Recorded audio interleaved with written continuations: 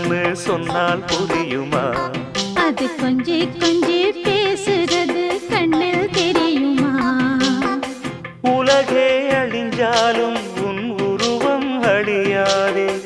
உயிரே பிரிஞ்சாலும் உறவேதும் பிரியாதே. உண்ணாமல் உறங்காமல் உன்னால் தவிக்கும் பொண்ணு மணியின் நெஞ்சுக்குள்ளே இன்னாருன்னு சொன்னால் புரியுமா? அது கொஞ்சி கொஞ்சி